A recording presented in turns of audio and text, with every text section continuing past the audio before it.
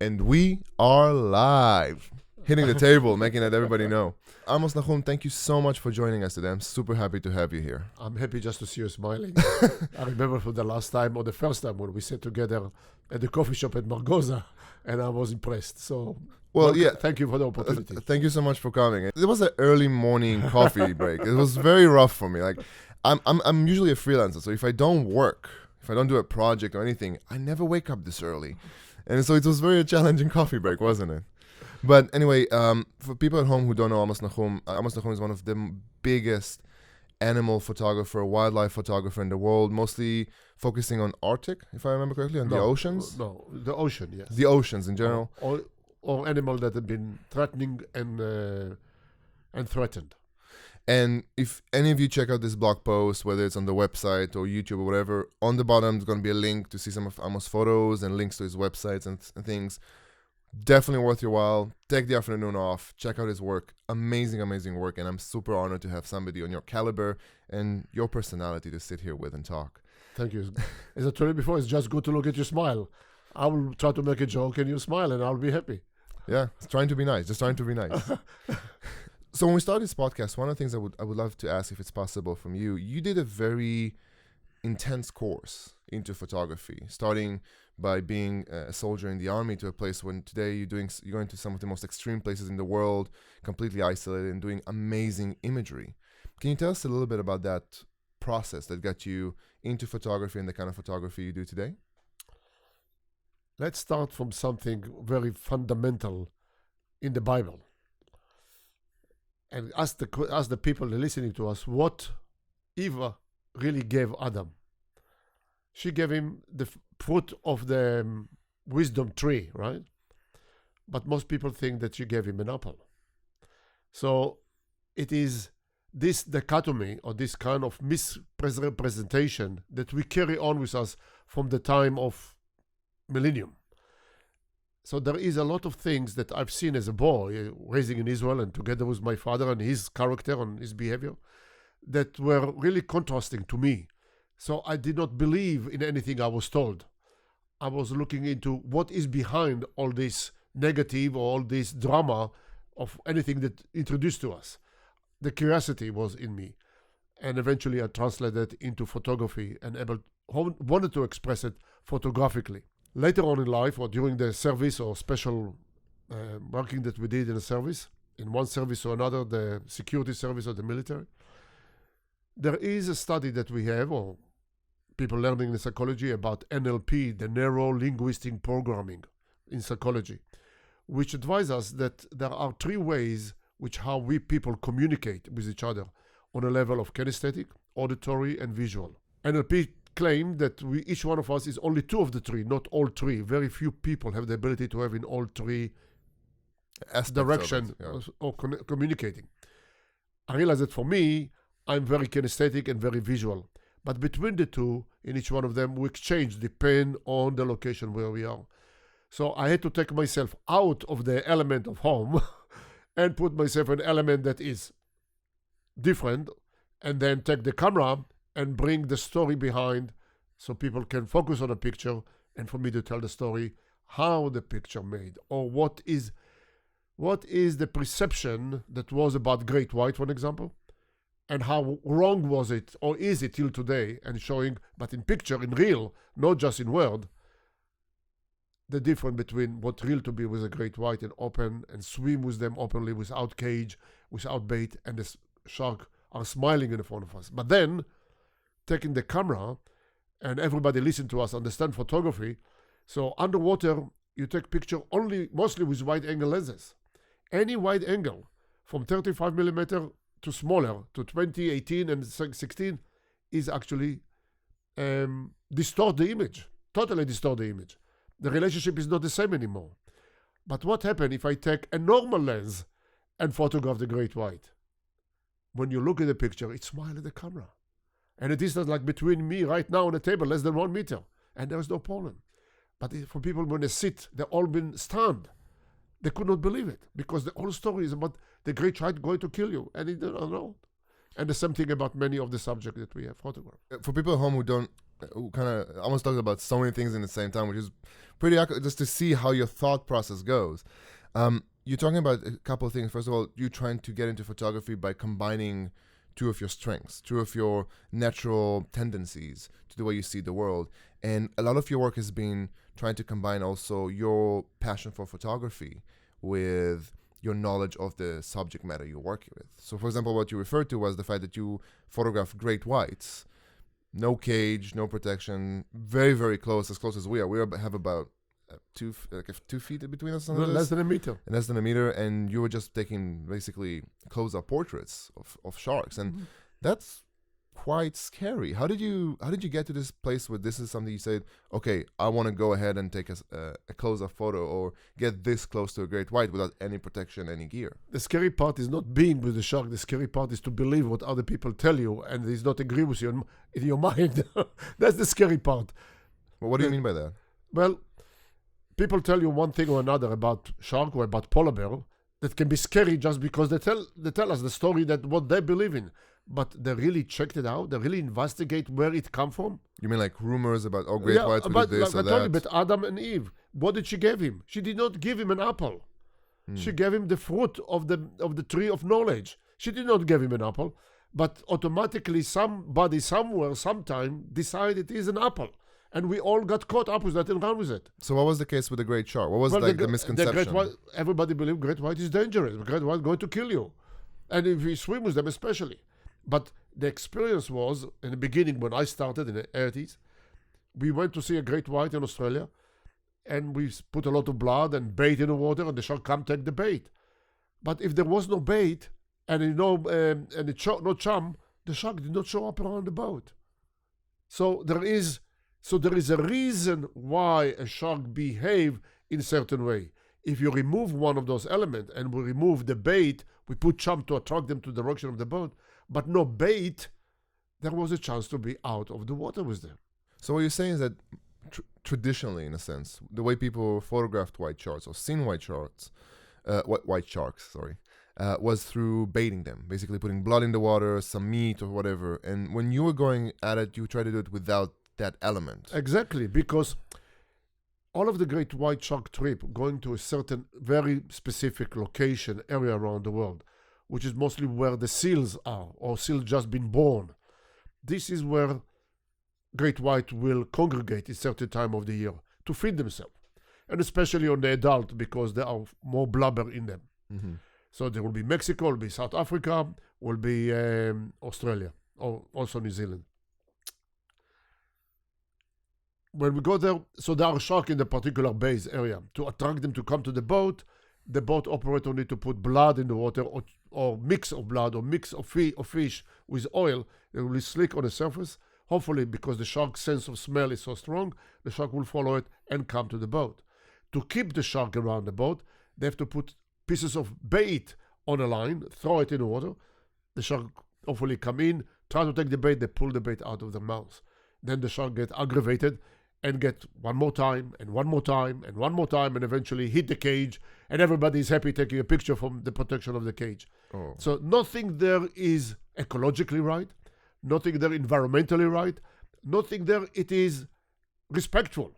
It is just teasing the animal to behave in a way which they don't behave like that. Mm-hmm. So I decided, because the idea to be a photographer is to really photograph the truth what happened. Either war photographer, or other fashion photographer, or other culture photographer. You try to photograph the truth of what happened, so people that don't have a chance to be there, to appreciate, to learn really, and to be respectful to what else available in the world, to get inspired, to get engaged, rather than just tell them stories. And all the shark photography, especially great white, it is storytelling just for the purpose of self-grandiose of the individual. But there's nothing truth about it, because a shark, even a great white, when we swim with them out of the cage, they don't care. They come to me in less than a meter, looking eye to eye, and eventually go down. They never try to attack me or to change their behavior because of my presence. And even more, I've introduced over 400 people into swimming with great white out of the cage, taking one person at a time for over 10 years. And nothing happened. Nothing changed. What changed is by the people that were with me to understand you don't have to believe every word you've been told, but you have to be curious enough to check behind what you told about business, what you told about relationship, what you told about life, what you told about the wilderness. Check it out. Make sure that it's correct, or how to find out what is right and what is wrong. Man, this is you unload so much, and this is pretty crazy. Like, how do you get to the place where, because what I'm hearing, and it's very interesting, and I think it's a topic we're gonna slide into almost naturally in a bit, where it comes to the way how much you invest in a certain topic, how much you dive into a certain subject you're interested in, and what emerged from that. But if you're telling me that most people throughout photography history, in a sense, or wildlife observation history, used to look at great white shark in that certain way of aggravating it and getting closer to the boat and being in a protective cage, how did you get to the place where you said, I think it would be safe if I'll be out of the cage in a different... Because I'm sure a lot of professional scientists you talk to were really against this idea. How did you get to a place where I'm going to do it? By observation, by truly be observing. I started diving with the great white since the early 80s, and see them in Australia, see them in South Africa. And what happened, one of the key moments was while we were in South Africa. We were in the channel of attack, what they call between the Dyer Island and what is the other island? Dyer Island and I forgot the second island. The island is neighboring island. Dyer and there is a channel of attack, which usually the shark will swim by. It's very shallow, it's not more than 7 meters deep. And they put the cage on the bottom, and I was inside the cage, and the boat was on the surface. They put the charm and they tucked the shark in. The bait, the guy was Andre Hartman, which is the best shark angler in the world, a very, very good friend of mine. We put the bait in the water and I tucked the shark. The shark swam in the beginning of the dive directly on the surface to where the bait that was handed to him. And by the time the shark came in very close, Andre pulled the bait out of his in the front of his mouth. I was below in the cage looking up, and I see all this behavior. So after the second or the third time, as the shark was moving on the surface, the shark changed its behavior. Rather to go on the top, he realized that somebody really tricking him or do something that he's not expecting, and he cannot do anything about it. So he found another way to do it. And the shark went down to the bottom of the channel, swimming on along the bottom in front of my cage, and in front of the cage just goes up and take the bait. The shark was smart. He understood. He made the calculation of how he can do whatever he wanted to do because he was attracted to the smell of the bait, not to me. I step up on top of the cage. And now I'm sitting, the cage is about maybe 2 meters tall. So I'm sitting on top of the cage, clearly sitting, with a tank on my back. The shark come in and does the same. He didn't care about me at all. So the next time when I came back up to the surface, I told Andre, next time we're going out of the cage. He looked at me crazy, said, are you sure? I said, yes. We put the cage back in water. Andre was on one side of the cage. I was on the other side of the cage. We did not know what will happen. But we said, all right, in case of something happen, we go back into the cage, no problem. The shark came in, turned around and around and around. So I start to go out. Andre followed me. I asked Andre to go in front so I can photograph him. And as Andre wants to go out, the shark came in above us. And then I came behind them and took this picture that became a poster, become a picture that everybody in South Africa knows. Andre swimming toward the shark, his hand rising, almost touching the belly of the shark, the silhouette of the shark, the sun above, and the sun reflecting on the mask of. It was just stunning moment that remember forever. That sounds epic as hell, to be honest. But when I started in the late 70s into photography and outside of Israel in the United States, and especially in the underwater, or in the element of the wilderness, after the animals of threatened and endangered. That was my motto. I was almost $500,000 in debt. If anybody can fathom that in the 80s. But that's what it took me to go out to find out the information, to check it first for myself before I was able to take anybody else with me and to experience the same safely. That's just insane. $500,000. And based on what you're telling me now, it seems that most of the information you gathered, whether that be on great whites or other polar animals, bear or anaconda, it's all blood and tears. It's not sitting with a scientist taking notes, using it. It's literally going and observing and getting your own data out of it. It's basically you did your own scientific research. Well, I don't know if it's scientific, but my own documentaries. Semi-scientific, let's go this way. But that's quite the risk. And we talked about it as soon as we got here to the studio about how something that's very crucial, something very important that I think you're one of the epitomes of, is investing in something you believe in. And that doesn't necessarily mean money, but it means investing as much of your resources as possible. In your case, it was $500,000, your life, and a lot of years and time and patience. But I think one of the things that I was really excited to be able to sit with you and talk to you was the fact that you're one of those artists. And I do use the word artist intentionally because it doesn't mean necessarily photographer, necessarily a psychologist or whatever. You're one of those people who take what they want to do in life to the extreme. Thank you. Because it is important for you. And it's very noticeable. For people who probably heard it, you just spoke about it briefly before. And people at home who don't know, Amos had recently a movie done on his work and life. I'm not going to give too much away because it's a great movie and you should definitely check it out. The Picture of His Life, if I remember correctly. Picture of His Life. The double meaning of the picture of my life.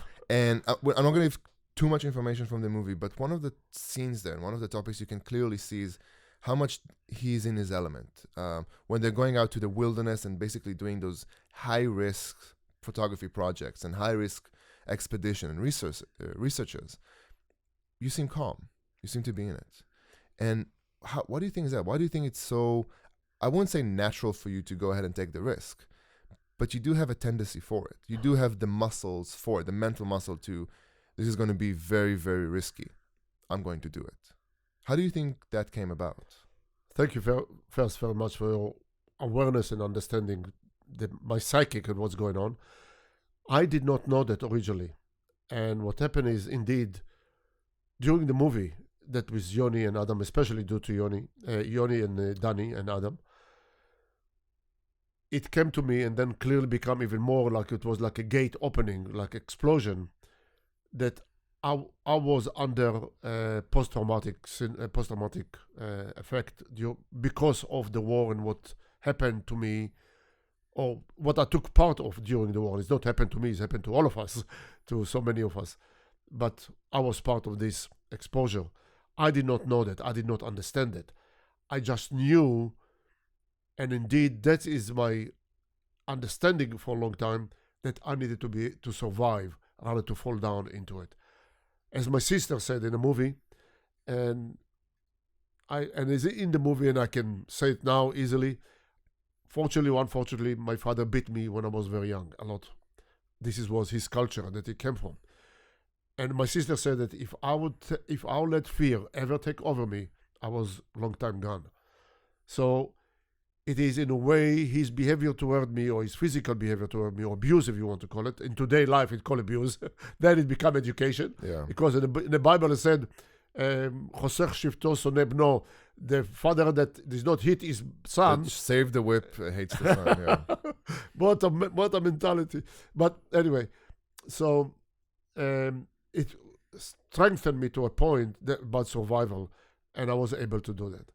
So you're saying, in a sense, a lot of your childhood honed you into it. If it was through home or your experience as a young kid to going through quite extreme experiences as basically a teenager in the army, they say it kind of honed you to be willing to take those risks, to be willing to go for it. And also the sense of survival, that I want to survive no matter what. Despite anything else, I can do it. Or I believed in myself as a result of the continuous beating and dealing with it, and still being a successful or exceed expectation, either from teachers or either from my play friends. And when we played soccer and ride horses, I succeeded in those or excelled in some of them. So I realized that the conflict between what I was told to be home and what I was outside. So that is the kind of thing that I continue progressing with that into adult life, into what I'm doing today. I don't even know what to say to this, to be honest, because whenever you talk about these things, and we had roughly the same conversation the first time we met for coffee, I find what you said now extremely interesting and powerful, both for people listening at home and also for my own life, because when I first started doing what I do today, I really had nothing. I had supporting family and I had the time and ability to do certain things, but I had no money and no experience whatsoever. I was a military photographer for 3 years, which sounds great, but honestly, it's not that much of experience worth now when I look at it. And I decided to take the risk. I sold everything I had. I used to do studio photography. I sold all my flashes, tripods, computers, everything I could, just to afford, to buy a flight ticket and afford a couple months in Asia. And that risk paid off for me, but I think it wasn't necessarily the business decision of, I'm going to invest this much money, and then later on I'm going to get this much money, so I should do this deal. It's, I'm going to throw this money to a fire pit. Maybe I'll be warmer later on. And that risk, I think it's an extremely important part for anybody who's listening at home who kind of want to go into any form of artistic endeavors or any kind of business endeavors. A lot of times it's the willingness to go ahead. And some people are like you, where you basically sound like somebody who was honed by life to take those risks easily, to be willing to go the distance regardless of the consequences. To believe in yourself. And what you did, Asher, you believed in yourself. It is interesting because yesterday when I did give the lecture, there was, and it's about what I try to do on Tuesday, to teach or to go over people the difference between making pictures to taking pictures, because everybody takes pictures. Making pictures is different. And one of my subject there, or the byline is, you need to be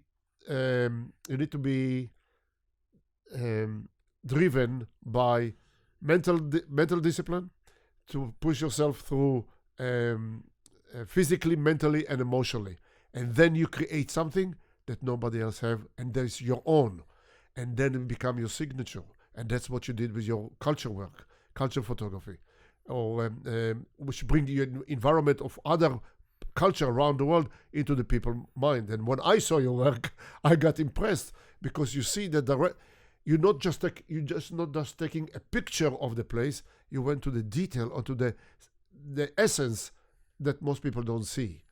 And when you take pictures for a purpose, in my view, you have to look at what is not what you see, but you don't see, and then make the picture. Most definitely. I think one of the things that a lot of photographers miss out, a lot of photographers, and it doesn't matter if it's wildlife, landscape, documentary, culture, whatever it is that the meaning of what you do, the message of what you do is vastly more important than how good are your images, how pretty are your images.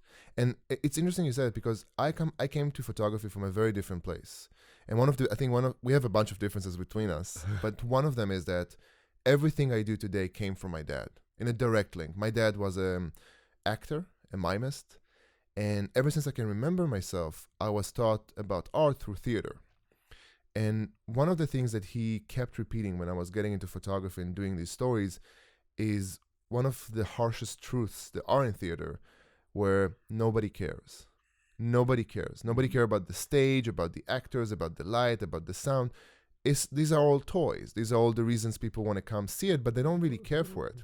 What they care and what they react to is meanings. Mm-hmm. So, when you make a show in theater, you basically tell a story which is nice and appealing, but then if people remember your show or not would be only relying on the fact that did the message you wanted to convey went across? Did you hit a nerve? Did you make them feel sad? Did you make them feel like they should be better people? So when I work on photography projects, and I have a feeling you do the exact same in your work, I don't really react to the topics I work on, as, eagle hunters, those are interesting, or Buddhist monks, this is super visual.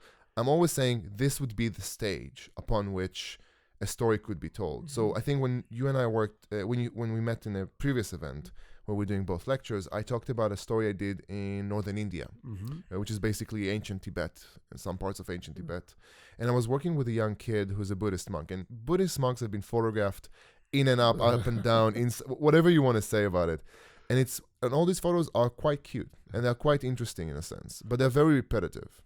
But as soon as you connect an emotional baggage or a message you want to convey through those cultures or whatever it is that you're photographing, I think that's what bites, that's what sticks to a person. That's why you remember certain scenes from movies or books, mm-hmm. and you don't really necessarily remember the whole storyline. Interestingly, because somebody told me something in short, what you just said, most people don't remember what they are told, but they remember how they felt. If we move them emotionally, they will remember for a long time. That's the power, could be, of photography, either still or movie or video, but to be able to move the people. And we move people by getting out of the make the extraordinary ordinary. How do you do that? How do we bring something detail of how a person either clean his finger or clean his plate in a dress of the monk sitting by the river, and all these vistas behind him, and make something that, like washing dishes, is mundane, but they have to do it every day, 2 or 3 times a day anyway. How do you turn it? How do you use what you have in front of you to tell a wider story, or just to tell a story? Because I know that there is a saying was very popular in the world of photography, which I don't know if you agree with me, but I absolutely hate it. The what? A saying on photography that it's very common, and I despise it, but I don't know if you agree with me, when a lot of people say a photograph is worth 1,000 words. I think this is a sin to think this way, because photography is a very powerful tool for storytelling, but it isn't enough. In a sense, photos or images can move people, can get people interested, but it's what comes with them, whether that be a story, a text, a video, even music, even sounds. That's what sticks. In a sense, I think photography is an enabler. And the reason I point that out is when I look at your work. What you said something, excuse me for a second. Sure. You said something very critical. Photography is enable to bring something else to the table. Exactly. And you need a group of words in addition to the picture to make it stick. Exactly. I mean, it's one of those things, it's one experience to hear about a certain topic, a certain subject, a story, whatnot, and it's a whole different experience to hear the exact same story, but with a physical image showing it to you, giving you, a sense of place, a sense of character. And the reason I say it is, and one of the reasons that I really wanted to meet you and have this conversation, is that most of the wildlife photographers that I've seen so far, their work is very practical. They photograph this animal, they photograph that animal, it's in focus, the background is either relevant or blurry. It's very, very technically perfect and practically usable. When I see your work, when I see the portraits you do, the photographs you do of wildlife, something about it doesn't read like a wildlife photographer. It kind of reads like an art photographer. I mean, you kind of play along with scenes rather than characters. You play along more with nuances of actually research and biology than most photographers do. And let me help to bring the subject across easily, and I know it. When there are more pictures of elephant, tigers, and lion, and wild dog, and sharks and whales there are in the wilderness. Period. So most people, because of that, they don't care about more the environment. They've seen the picture, or there are so many pictures. Why do we have to care about anything else? There are animals there. What we don't have enough, and what I focus myself, despite the fact there is no return, is on behavior of the animals. Either feeding, either predation, either nursing, either migration. Those are the practical 3 elements of the wilderness. But to photograph them, or to be with them, it takes a very long period of time. So as we talked before about the NLP, kinesthetic and visual that I am, so from the kinesthetic aspect, I'm driven to be the most difficult place. Doesn't make any difference. It will be Antarctica with dry suit, or on the foothill of the Himalaya with a snow leopard. So physically it's challenging, but we can do it. Yes, we can do anything we want to do, really. But then photographically, to bring the key or the epics at the moment, and if I invested so much money and time, or anybody with me, we'll have to go for something that hardly ever seen, and how to bring it. Sometimes we come empty-handed. But the process of getting there, it is critical element by itself, and that's what we get out of it. And that's why it gave me a chance, and like you, in this case, to carry on for a long time, and we carry with us the personal satisfaction or the personal knowledge where we did well or where not, and how to do better. We continue improving ourselves based on experience. You cannot be taught that. And you know what? I think it's one of the biggest battles you do as a professional photographer. Because in a sense, you're always playing on 2 lines. The first one is, I want to get a beautiful image. I want to get an image that will engage with the audience, make them interested, affect them. But in a sense, even if you do the distance and you go, let's say you invest the time, the money, the energy that it costs to go to a photo shoot, if you got an image that it's easy to get, that 10,000 people would come here, 10,000 people will make this image, then you're very disappointed of yourself. So you try harder. But so many times in your attempt to try harder, you end up getting nothing. You end up coming back with a feeling of, I did my best, I really tried, it wasn't there, or I failed. And that's a big, scary part of doing this, isn't it? Where, as you said, you went to $500,000 debt to get certain images. And I'm sure out of that $500,000 is not practical. Doesn't mean you got $500,000 worth of images. You probably got, correct me if I'm wrong, $100,000 worth of images, and $400,000 out of it were just tries, experimenting. That's a big struggle, isn't it? I got much more than $500,000 or 100,000 because I keep doing it. Mm-hmm. So it was investment. I believe, like I said, like we started at the beginning, believing in yourself. I did not have a certification from school. I did not go to school. I hardly finished high school in Israel. It did not make a difference.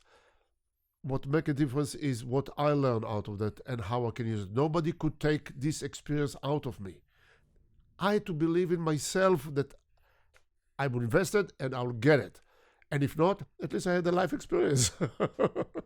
And what I did, it is interesting for people to understand, in life, from my point of view. At the time when I was in New York, it was very classical for a photographer to create a portfolio, very nice box, a case, and all those slides, because with chromes, 4x5, 8x10, 35 millimeter. Like a physical book you would carry with you. And you carry and you go from editor to editor. I said, what? It's crazy. I cannot do that. I will never do that. Xerox came up with color copies. I went to an island in the Caribbean. I invested another $5,000 on American Express. I remember like yesterday. I spent there 3 weeks.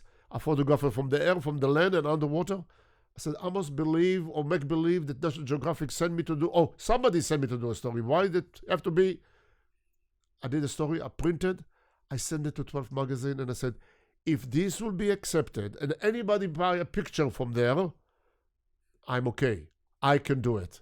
But if not, then I have to go back, drive a taxi, or be a diamond dealer. I don't know. In New York, it was easy. I've never seen the book in return. All the 12 magazines that I sent it to, everybody bought all of it or part of it. And then I knew that I can continue and just shoot and see what happened. So what you're saying is that you basically said, okay, I want to start a career as a photographer. I will invest in myself, which is, I think, the best attitude in the world. There's a saying I heard that from a good friend when I first started was, if you're not going to invest in yourself, why would anybody else should? And what you're saying is you basically went off, said, okay, here is my budget. Here's how much money I can afford right now. I'm going to pretend that I'm doing an article. I'm not going to pretend. I'm just going to do it. Yeah, no, but I'm saying having not necessarily wait for National Geographic to send you on an assignment. You're like, I'm going to choose my own assignment and I'm going to treat it as if the biggest magazine out there. That's what you're going to do next in Hungary, no? Yeah, it is. And that was exactly my point. A lot of times when you set your goal, you can make it. Without a goal, you can't score it. I think it's a very important saying. You have to have an aim. You have to have a purpose. You have to have aim, and you also have to demand of yourself more than being happy. Exactly. A lot of times, I see so many photographers, they go out to do photography projects, or they're going to do photo shoots, whatever. And then their ceiling of expectation is as high as them having fun. And my point was always, if you're saying, all right, if I enjoy this photo shoot and I like what I do at the end, I'm happy with it. But if your attitude is what you just said, I want to become a professional photographer. I want to get to a point where my wildlife photography is being published on magazines. This is my new expectation rate.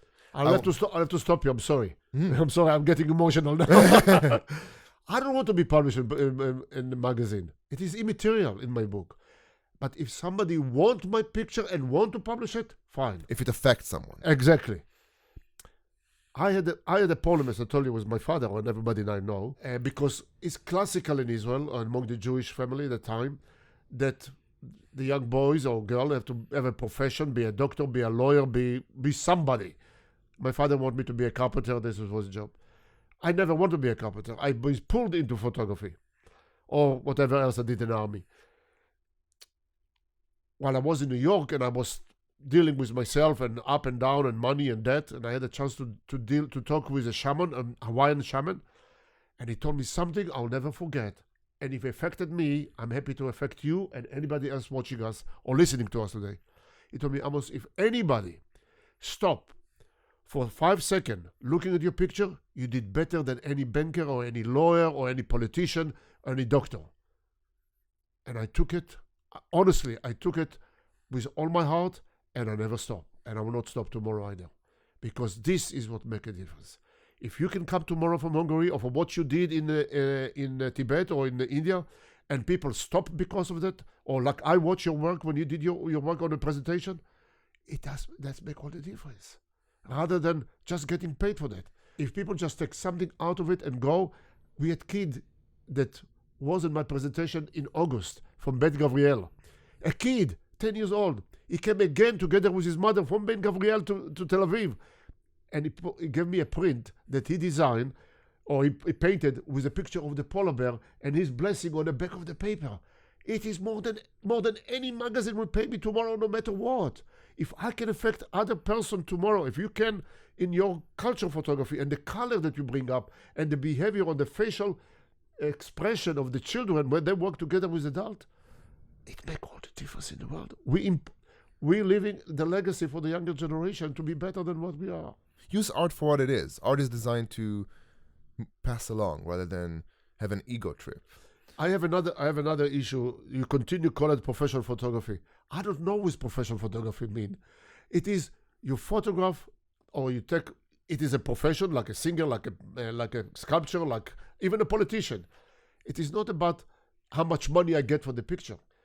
If it's accepted, if it's people open their mind and heart and accepting it, and then money come no matter what. So, I would define professional photography this way. I would say that to become a professional photographer requires two things. First of all is yes, you have to work in it. You have to treat it and be in photography where you don't just do it for fun. You do it because you want to make a living out of it. And the reason I think it's important is not because you want to make the most amount of money. Nobody would get rich from taking photos. Nobody, right? Steve McKay, one of the best photographers in the world, not one of the richest people in the world. But if you treat your work as, I need to actually sell it, I need to actually make sure that the audience would be intrigued by it, thus affected by it, then you set a higher standards for yourself. I will add you work for the people. Add one more thing: ethics.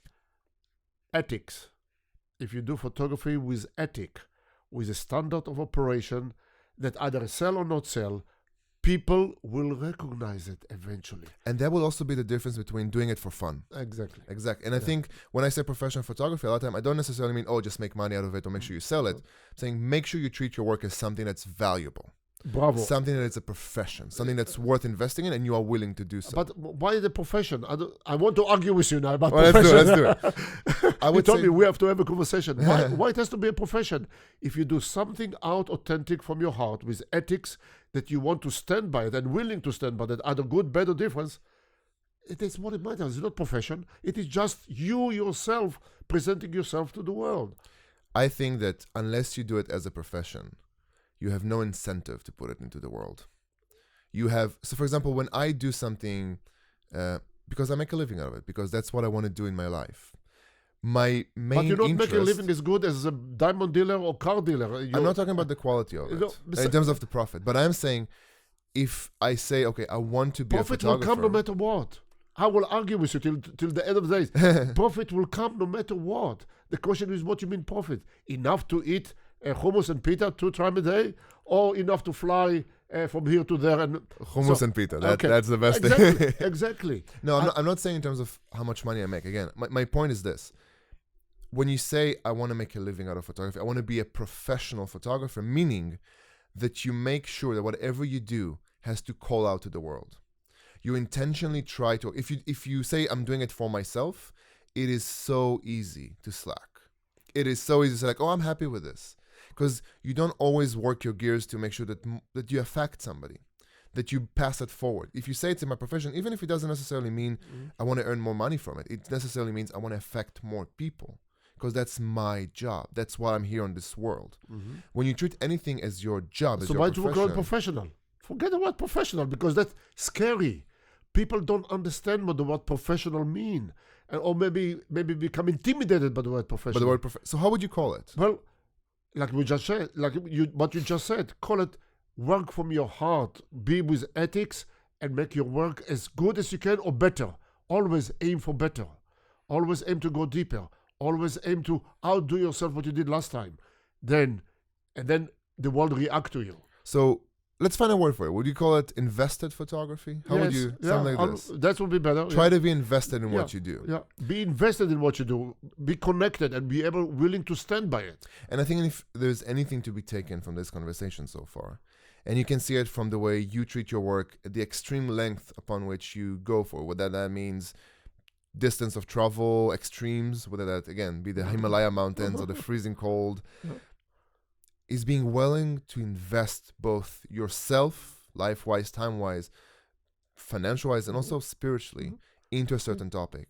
And we talked about just before we started filming, and I think it would be a great thing to talk about now, is for people who go to photography today, people who either been photographing for a long time and trying to look for the next step, or people who are just saying, okay, I want to turn photography into something more crucial in my life.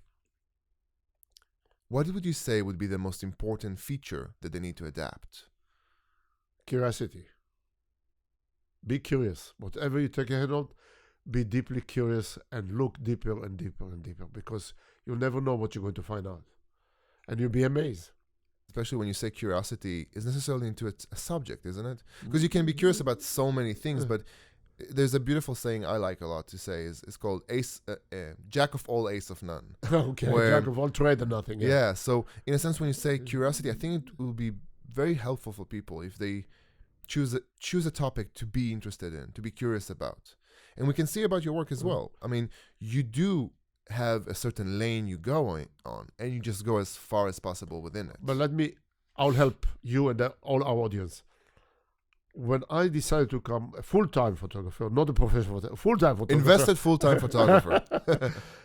I looked at what was already exist at the time. I did my own research, either in magazine, in books, and I put them in front of me all around my apartment. I looked at them. I said, this photographer, and I am attempting to be as good or better. What is there? What is missing? What is not there? Just like when I was taking picture, not just taking a picture of Bloomfield and the game, but what is the detail? What is I don't see when my first look? Same thing as what happened when I looked at all magazines that were on the floor. Then I realized that the relationship into the ocean giant, or to the threatened or endangered or the dangerous animal, and why they're called dangerous. And that's how it become more and more to the epic being with the polar bear. Looking what's on the table and what can you offer more. Exactly. What can you call your own. That was my way. Other people can emulate doing the same thing tomorrow. It's not only mine, and I'm happy to share it. But always you look at what is around you, what already been done, what else you can bring to the table that will be different that is not there. And you may see it either from your heart or either from your eyes. I think that's beautiful. I think it's a great way to approach any kind of work, whether that be business or whether that be art or whether that be life. And I think with that saying, there's one more topic I really want to talk to you about. And I think it resonates from the conversation we're doing now and the fact that you came here. I mean, people don't know it, but we do this recording early morning, Saturday morning. It's in the middle of nowhere. I think something you have, and it's something that honestly I don't see enough in this business, which is the willing to help. So many photographers treat each other as enemies. They treat each other as if, like if I tell you where I went and where you can find an interesting story, I'm from some reason screwing myself over, helping out to somebody else. And one of the things I noticed a lot about you is the willingness to help. Would that be sharing in this podcast? We said people don't when I first met you, I said, hey, how about we grab coffee? And we said for 2 hours, and I really want your advice because you're one of those photographers who's been doing it, I don't want to say forever, but quite a long time, and went through a lot of processes. And you do put a lot of work into sharing what you do, both with, let's call it the potential audience, people who will be interested in your work, but also with people who might follow a similar path. Why do you think that in our profession at the moment, so many photographers tend to buckle down, like saying, this is my tricks, this is what I do, this is my workflow, and I'll take it to my grave with me? I'm not a psychologist, so I cannot tell you why other people don't do that. But I can tell you why I'm doing it, and I know. When I grew up, there was nobody to mentor me. I came from a family that nobody in the family is artist. Or maybe they are, but I did not see that. So, there was no one to help me to my desire as a young person to explore that. So I had to push myself against, of course, my father, which was overwhelming, and the society at the time. That's why, unfortunately, I had to leave Israel to be outside in foreign land and naturally coming back because there's no place like Asher. There's no hummus and pitas out there. There is, but not like Asher, not like Asher, like Yoel and other. Really, that is what makes this country so amazing. And especially since you are from Russia and he's from Argentina and who knows what else. And we all here for whatever reason we believe in. So I'm a product of here. So nobody was at the time to be to my mentor. When I had opportunity to mentor, it is like my understanding of my reading of Eastern psychology or Eastern philosophy, that when I let something out of my mind and share it with others, I open my mind to accept new information and new knowledge and give mine to others, and then we all grow. And that is what I made practice. That's why Yoni, I did not know that I mentored him in the beginning and he becomes such an excellent filmmaker and then turned the camera on me. Adam Ravitch, the person who filmed the movie that we did on a picture of his life with a polar bear, also mentored him, and we were already in America, so it doesn't make any difference to me where we are. When I see people that have their own initiative similar to mine or self-starting and don't have the mean and the knowledge or the confidence to go after it, I will encourage them. I always enjoy seeing the underdog prevailing. My girlfriend in America is always making a joke out of me when we see movies and I see the underdog prevail, my belly shaking. Really, I am just like, or sometimes I have tears in my eyes when I see the underdog. It is, perhaps is part of what I've done for all that long also in America, in the United States. My accent, my language, my use of the language is totally unacceptable there. Or is acceptable, but immediately I'm a stranger, I'm not American. The kind of photography I do in America, many of times they tell me I'm ahead of my time by 10 or 20 years. So they don't want to embrace it. But then later on, yes. But I don't want to die like Picasso, be rich when I'm dead. Yeah. Or being able to live my life when I'm dead. So helping other, helping me to be better. And that is for me, is one of the most important things of what I do, because I know that expressing yourself through art and to be successful financially is not easy.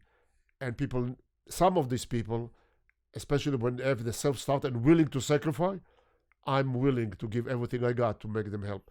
Interestingly, when Yoni came to me, I told him, are you willing to sacrifice? On the phone, from Israel to America.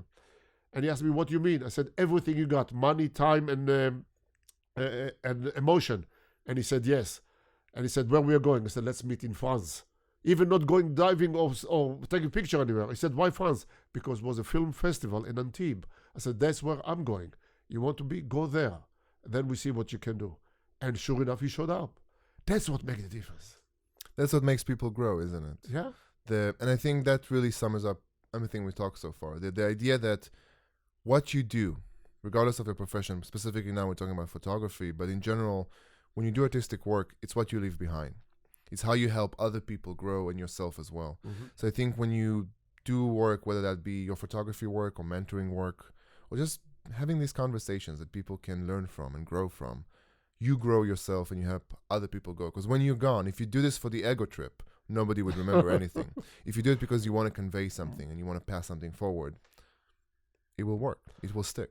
Amos, thank you so much for your time. It's been a pleasure talking to you. And before we finish this up, what are you working on now? What is something that people can look forward to see from your work or follow up on you? Okay, so I have two things, or three maybe. One, thank you for the opportunity. Again, I've seen you briefly, and now I have a chance to know you even better. Conversation with you always, when we had coffee, was one of the most fascinating for me, you are an Israeli. I know you have another background, but the kind of way which how you carry yourself or you carry your being and you deliver your thoughts, it is something I'm missing, and I see the greatness in it. So in English, there is it takes one to know one. So I know what I'm missing, and I see the strength in you. Oh. So for this, tremendous appreciation, and that's why for me it was easy to accept this invitation, despite all my other shenanigans during this week, to come here on Saturday to be with you. And thank you so much for taking the time for it. Absolutely, absolutely. Because I want to see you successful. I want to see not just that you are not either successful or not. I want to see more of your work, and because this is something that I'm missing to go into culture rather than go to wilderness, and then other people benefit from that. The other element that you asked me about what next. There is two elements of my next, perhaps 10 years, if you want to call it. One of them continue in the work of bringing subjects that are of animals that are threatened or endangered. The next subject is to deal with something that most people don't know even exists, and that's called clouded leopard. Clouded leopards. Clouded leopard. That is, I know now everybody running like happened in Friday, everybody running Like Google. What Google. Well, there are pictures of clouded leopard only by trap cameras, but hardly any, or from zoos, but not a picture that taken in the wild. Part of the work that I do of become more and more focused into endangered and threatened rather than only the great white or the humpback whale and the sperm whale, which are well known and they're doing very well in recovery, dealing with subjects that really on the edge of threatening. Besides snow leopard, they're doing quite well now with all of the protection and all the beautiful images that brought by Disney recently and by other. So dealing with clouded leopard, that will be the next one. Hopefully in the next few months, I'll be able to do my first, personally, all by myself, together with local teams. Some of them are the military, some other crime group of people that are very familiar with the area, but they're willing to work on this matter and support because they see the value or the interesting just in the adventure to be with me or me be with them. So that will be the next one. And the other one is what I wear in my hand. It is actually summary of all these 45 years working with the animal and leaving something for the next generation. It is the Legacy Project. If anybody listen to me or to us right now, I'll ask you maybe to pay attention and see how you can help. The Legacy Project, it is the Ocean Giant Legacy Project. The idea is to create a team of 4 photographers, 4 videographers. It's one team for 5 years, every other month, going for after one particular animal in the wild, photograph it in the most advanced and the best technology available for imaging technology, and to show not just the beauty of Mother Nature like what they did in Blue Planet, 1, 2 plus and the others, but to show the good and the bad, the suffering and the highlight of the life of the animal. So it is not all beauty, it's not all glory. There is some gory moment, there are some difficult time, some success and some failure in hunting, in behavior, and raising the young one. That's what I want to bring to life in imagery. It's a 5 years project. We have the non-for-profit organization set up already. It is a project that goes to $50 to $60 million, $60 million in the next 5 years to do it. And I'm opening, and as I said, I already established the non-for-profit organizations. That means any contribution made, will be tax deductible for American anyway, in the beginning. And I'm looking for people that willing to share either their profession, either the knowledge in marketings, in sales, in running a company in businesses, to be part of the board of directors, and then into also create the marketing, web production, and of course representing the concept into other individual or other channel to raise money and to make it happen. What happened is in our advanced technology society, we have 2 vectors. One goes from the top left to bottom right, the declining of wildlife in our wilderness. But the other side, we have another vector goes from bottom left to upper right, and where they cross each other, of the accelerating of imaging technology. And we are in a crossing point between the two to be able to capture what the best left in the world. And the message is with hope, that if we capture it now and be able to affect the people understanding and awareness, perhaps we help to preserve what we have for future generation. And if not, at least the future generation will have a record of what was here, or what is here right now. So this is the ocean giant legacy. That sounds insane. And as you said yourself in your movie, Soldier of Mother Earth. Well done, Amos. I'm excited to see what you're going to do. We're going to put all the links in the blog post for the website, for your project. If anybody's interested out there to help or be a part of it, we'll have a way for them to contact you. And thank you so much. Thank you so much for your time. Thank you so much for your stories and help. Thank you very much for the opportunity. And let me shake your hand. Nobody's seen us, but at least... Nobody's... we have a proof. We have a proof. Cool. Thank you, Aisha. Thank you so much, Amos. And that'll be it. And yeah, thank you. Happy Saturday. Happy Saturday. Happy Saturday morning. Shabbat shalom.